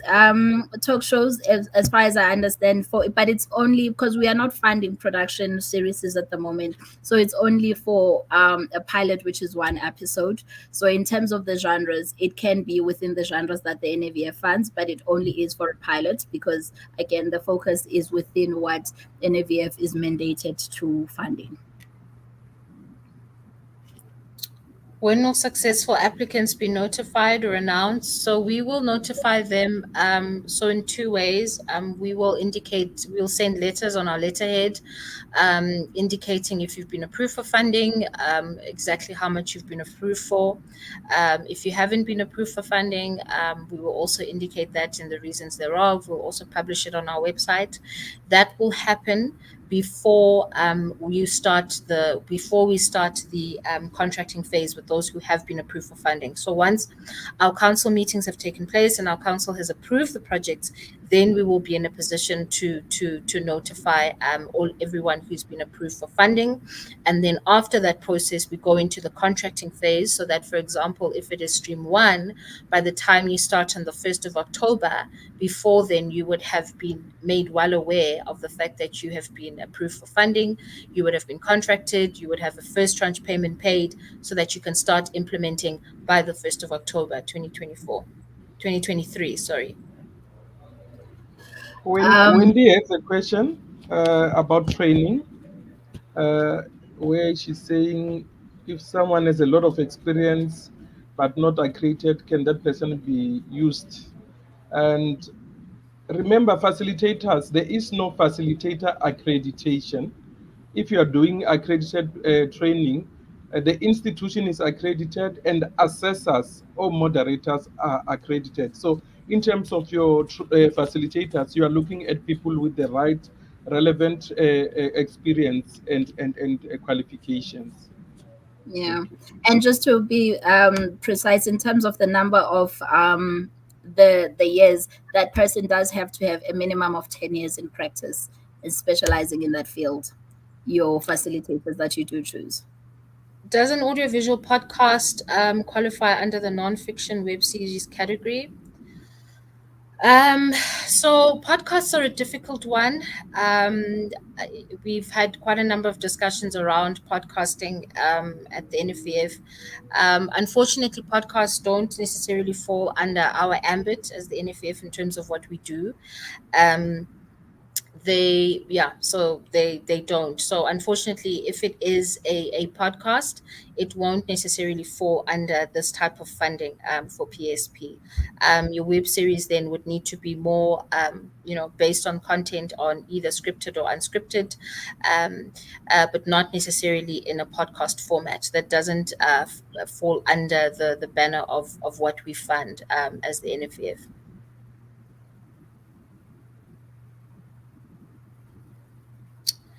From Naledi Jessica, do you fund university societies? So look, it would have to depend what type of an organization you are submitting as.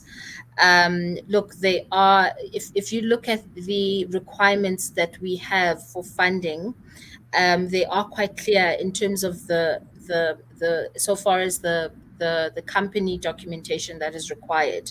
So it might, once you go through the application process, if there are certain things that are required that a university society, give or take, doesn't necessarily have, then it obviously would jeopardize and compromise your application.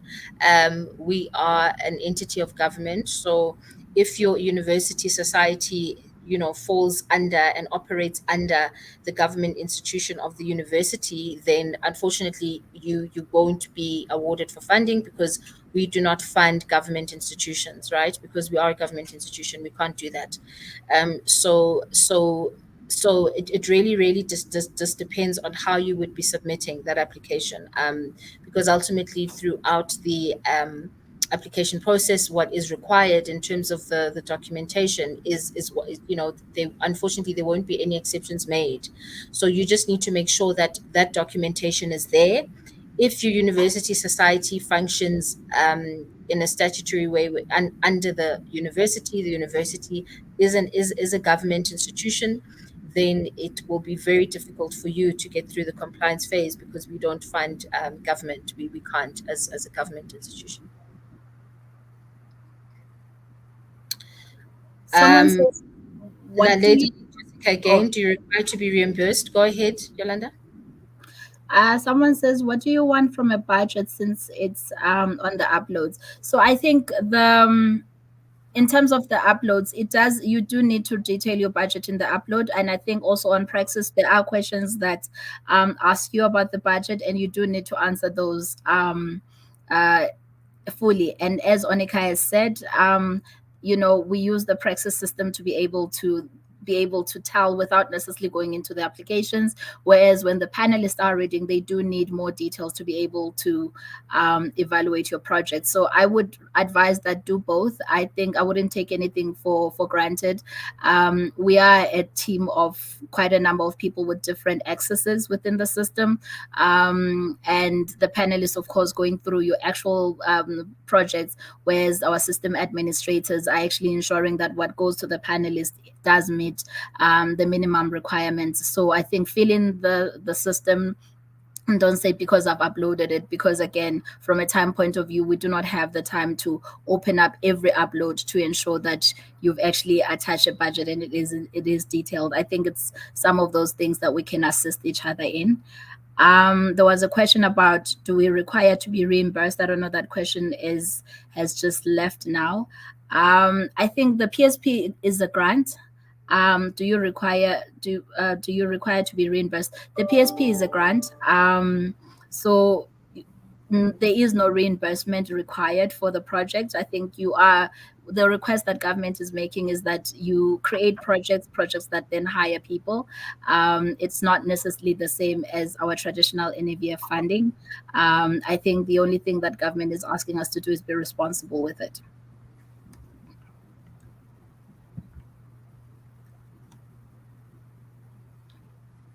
Okay, I think Vidal was trying to get into the page. Just trying to look at the other questions here on the chat. Adaya, could you please just send again an email on psp@navf.co.za so we can just look into that? I think if it gave you a challenge, definitely our system administrator will work on it after that. But it's also just the POPIA Act, as well as the call itself. It's just so that you also understand what you are.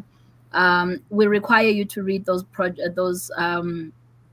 documents fully, because in a way, if you do not read and you just press on it, you then are acknowledging that you have read. So we then ask that you do read, because should something bind you later on, you cannot plead ignorance, just as a general term.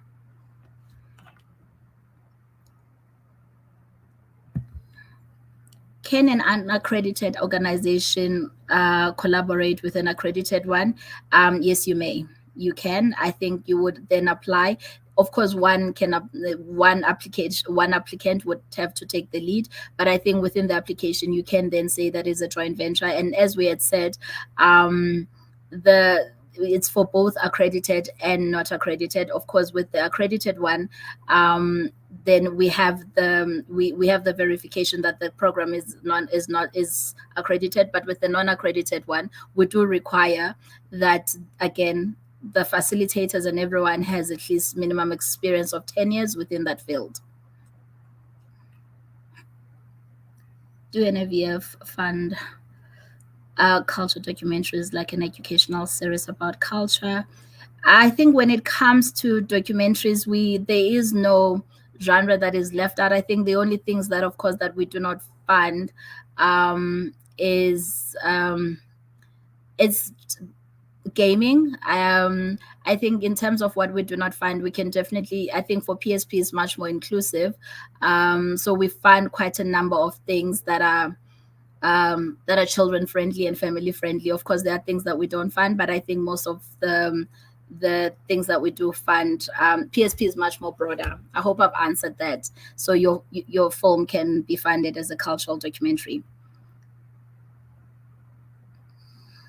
Production ready.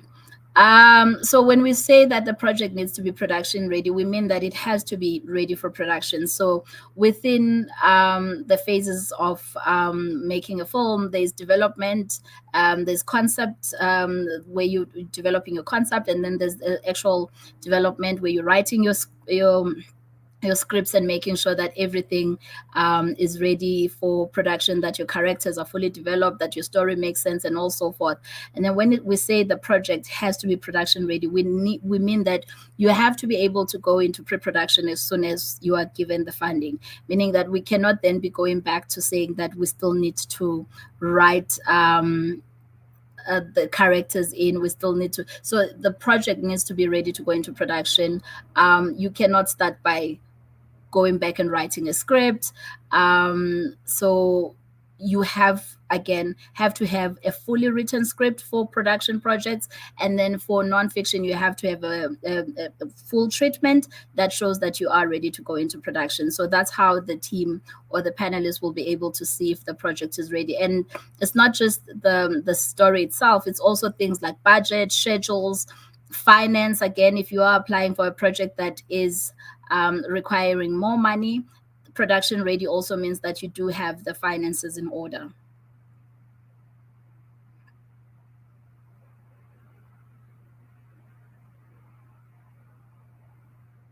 Okay, this person's asking when are applications going to open again. Some of us are not well prepared, especially those of us who are new to the industry. So we go according to the instructions that were given through the Department of Sport, Arts and Culture.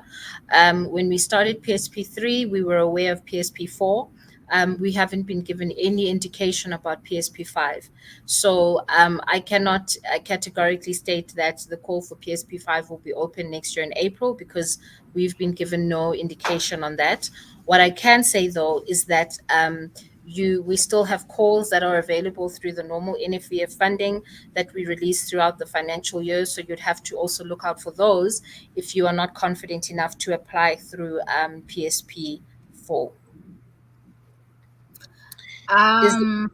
So this one says, is the production funding strictly for people recreating jobs and not necessarily for equipment hire, editing, and so forth?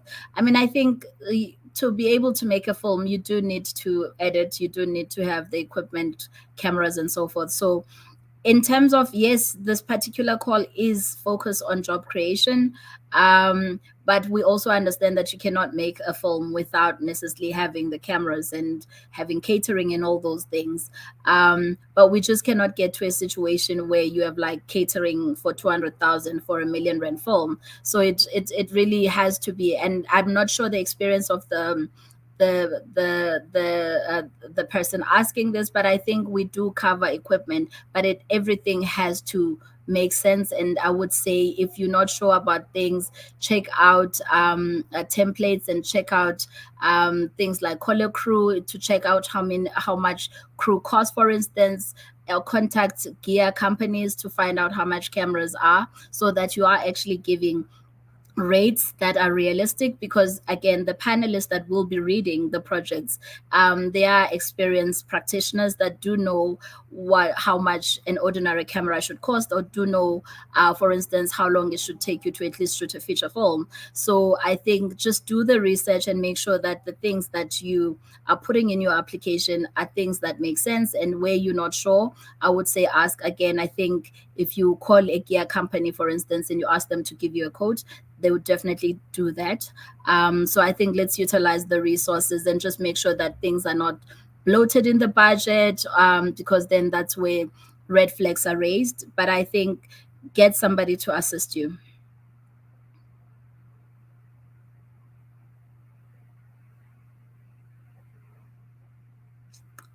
So I don't know if you want to take this one, Onika or Yeah, Onke. so last year is saying we saw individuals getting approvals in 3 streams using different companies. Is this acceptable? No, it's not acceptable. This was the case of one individual, which we had to deal with, and we had to appraise our council and our board of. It was an oversight on our end, but it was one individual who managed to trick the system like that. But we have had to reinforce a lot of the work that we do, include reinforcements to make sure that it does not happen again. So it was something that happened once during PSP3, and it is not going to happen again, because we've implemented something such that it will not be allowed. So it'll be relatively easier for us to avoid that situation again.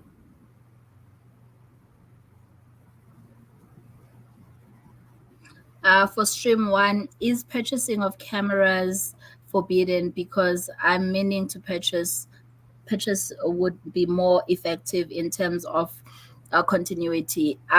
Yes, purchasing the camera would help you in gaining assets as a filmmaker, but that's not the purposes of the PSP.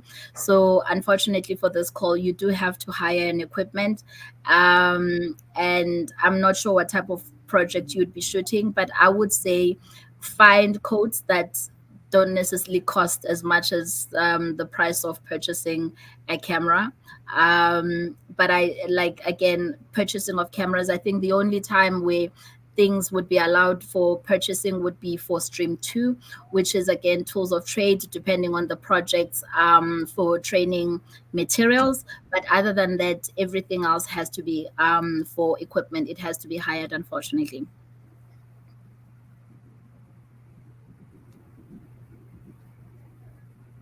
Yes, they are.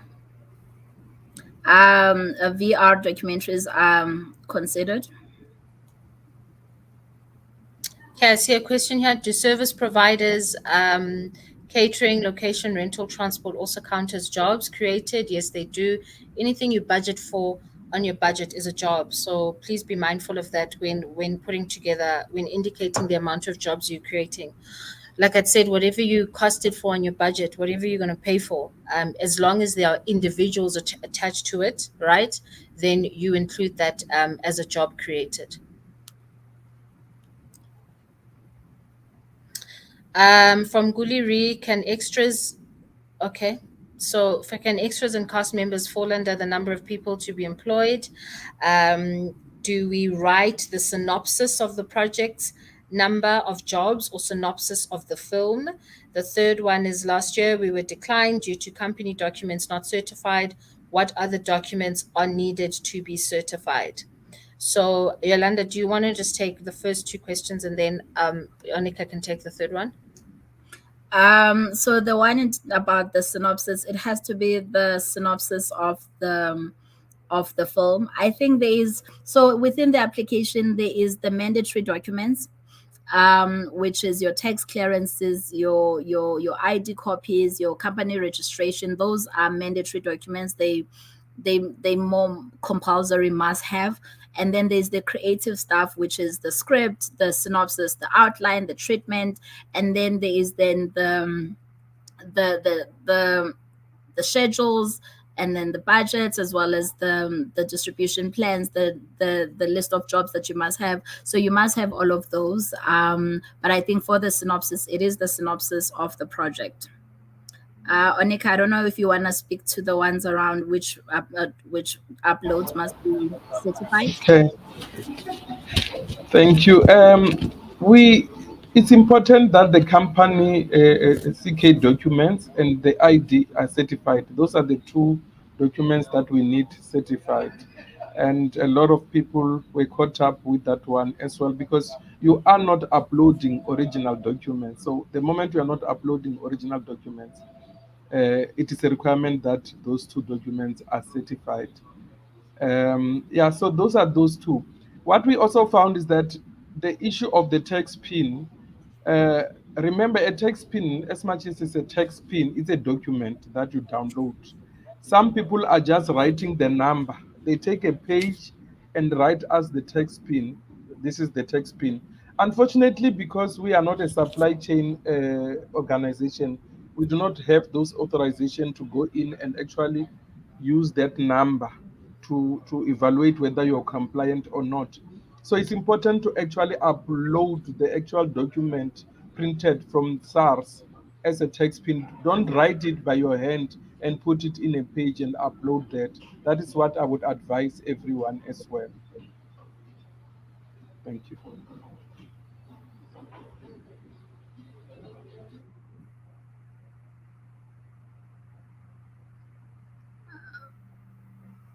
Can extras and cast members fall under the number of jobs to be employed, number of people to be employed? Yes. First question: do we write the synopsis? I think I've answered this one. Is it the same? Last year we were declined. I think we've answered this one. There was a question before that popped up to say, is this open to South African citizens only? Yes, it is. It is open to only South African citizens only. I think in the case of asylum seekers, there is I think they do qualify, but there's a specific criteria. So you would just need to send us before you apply, and then we would check in. And if you do apply, so it is mostly open to South African citizens. Actually, it is open to South African citizens. And then there's do you have to demonstrate that you can raise the balance of the finance plan within the 12 months for stream one? Yes, Carolyn, you do have to, because again, the PSP project is an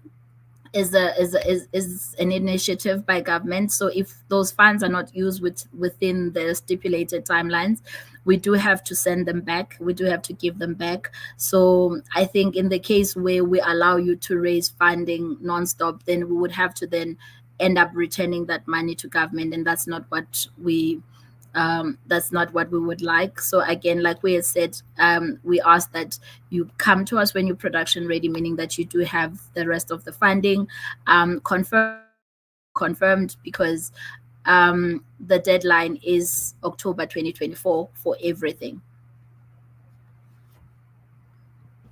There's a question from Ronald Blakis. Do you want the names of people for the job credit list?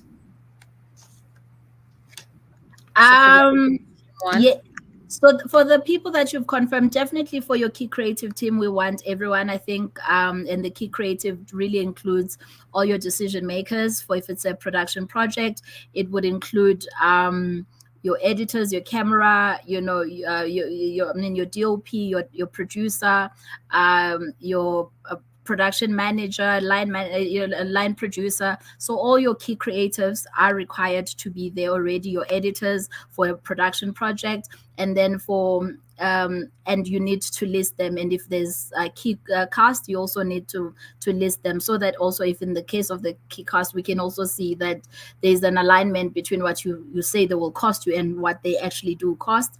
For stream 2, you definitely again do need to have the names of the key, because it also then forms part of the feasibility assessment of your project. So for stream 2, you definitely need to have the facilitators' names, so that we are able to see if they do have the required experience. You need to have the project managers and so forth. And then for stream 3, you then also need to ensure that you do have the list of films that you will be showing in your festival. You need to ensure that you have the people either that are curating your films for the festival, your project manager, your project lead, the lead of your logistics, and so forth. So all the lead roles we need to ensure that they are there and that their CVs are attached. So I think that goes into the next question, which will probably be the last one, because we have come to the end of the time that we have. As a company, do we have to have people ready, or should we await to fund them basically once we start the project? So as a company, do we have to have people ready, or should we wait for funding, then we start to employ the specific number of employees, cast and crew? So I think that feeds back to what Yolanda was saying, in the sense that when you do your application, you have to have a full view of exactly what you are intended to implement. But you cannot employ them up until you have gotten a letter of confirmation from us that says yes, you have been approved for funding to this amount. This is the job expectation. And then you've been contracted by the NFVF and given your 90% first tranche payment. So you have to make sure that you have gotten the right documentation and assurance from the NFVF. Don't fall into the trap that many creatives do when they, upload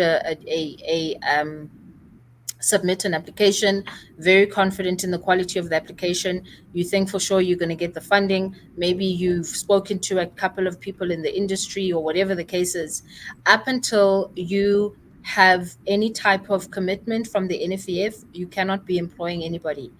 And also whatever you submit in terms of your application, so you might submit right up until the cap for that specific format that you're applying for.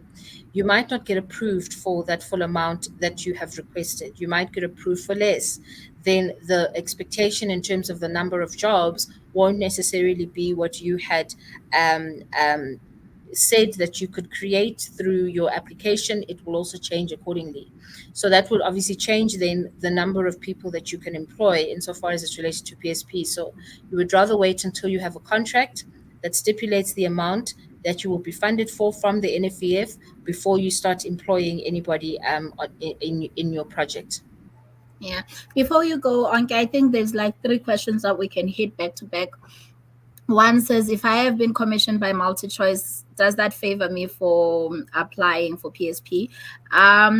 Commissions are not an exclusion in this funding. You must remember, commissioned work belongs to the channel that has commissioned it. And therefore, it does not form part of the PSP because that's not your project. And then the second question, so all forms of commissioned work doesn't qualify.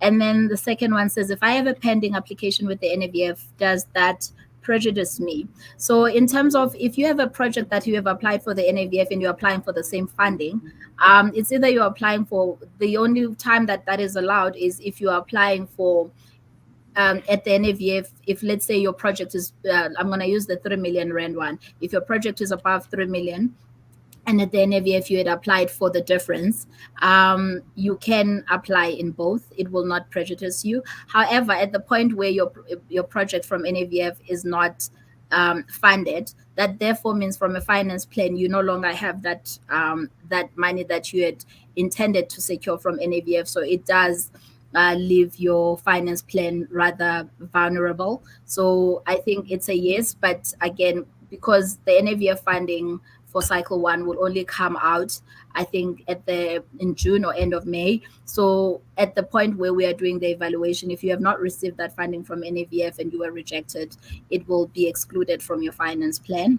And then the last one says, what kind of company can I apply for or register for? I think if you're still going to register a company, it's like time. Yeah, time. One, we also, because you also then need to get you can register a company and get it in a day, but I think it has to depend on what you want to do with the project. I would say also the call is really open for people who work on or intending to work within the film industry. You must also remember the President's Stimulus Fund is in different genres. There's one for different parts of the industry. NAC is running it, other departments are running it. So I would say look at the one that really speaks to what you are doing. So for the person asking what company they should apply in, if you're only going to create a company for the purposes of PSP and you don't necessarily work in the film industry, I wouldn't advise that you do apply, because again, it will come up in your application. I would say look at the other parts of government and what PSP related funding that they do have, so that you do give yourself the benefit of the doubt of getting the funding.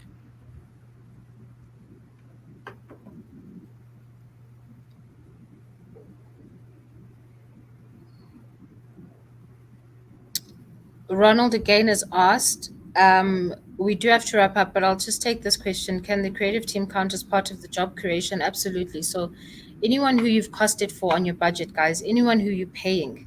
So make sure that your budget is as clear as possible to see who exactly you are paying to be part of this project, because anyone you are paying to be part of this project is a job. You need to count that person as a job. So if it is part of the creative team, in whatever way they're part of the creative team, you have to clearly indicate that on your budget. So don't say, don't have a budget that just says a line item creative team, and then you have a cost, you haven't quantified that, and you haven't, then you have a cost, allocated towards that. Try be as specific as possible. So when you say creative team, what exactly are you talking about in the creative team? In terms of the titles and the designations, you indicate those in terms of the quantity. If you have one or two of each of those designations, you cost them on your budget. So you absolutely can. So I do see that there are some questions that we unfortunately are not going to get to this morning, but we are going to make note of them, and through our support team, then we'll be able to respond to these individual questions that we haven't necessarily had a chance to answer during these 2 hours. We are 3 minutes over the allocated time that we do have, but we do really want to thank you guys for attending. We appreciate all of the questions that you asked, even if some of them were in repetition. You would rather be clear than not be clear. I think there were some things that came out quite consistently. Are you able to apply more than once in a stream? You can apply more than once in a stream. The thing is, you will only be approved for funding once in that stream, right? Can you apply for funding in more than one stream? You can apply for funding in stream 1, you can apply for funding in stream 2, you can apply for funding in stream 3. We will only recommend you for funding for one of those projects that the panel has deemed compliant and above board, right? So there have been other questions related to the budgets, how specific they have to be. Just make sure that you go through all the merits of the call. You literally sit with them and make it a tick box exercise as you are applying. If you want a recap on the video of how to apply through Praxis, you are more than welcome to. This thing will be on our YouTube page, to rewind there and go through those different things on the YouTube panel, on the YouTube page, just to make sure that you're clear as to what the process is. We have not been informed about PSP 5, so if you want to make the most of this, these couple of days up until the 28th of April to apply, shoot your best shot. Apply sooner than later. Do not wait for the last minute to apply. You will not, it will be very difficult for you to get any assistance. If you apply now, you're more than welcome to reach the support team and ask them for any questions that are related, or if there are any queries related to PSP, please email psp@nfvf.co.za. Thank you so much for attending the session. Thank you very much to Yolanda and to Onika for providing the much needed support in terms of the quality of the responses that you gave for the questions. We wish everyone the best of luck for applying, and we hope to see your applications coming through the Praxis portal for projects. If you want to apply to be an advisory panel member, we hope to see your applications through PESP@nfvf.co.za. And you apply with your CV, and you apply also with your nomination letter. Yes, so please just make note of that email, psp@nfvf.co.za, not applications at nfvf.co.za, not Yolanda's email address or my email address. So, if you may know them, please just respect the means of communication, because we're really trying to make sure that we don't miss anything when it comes to the communications around PSP. Thank you so much for joining us. We hope that you have a great afternoon further. Thank you.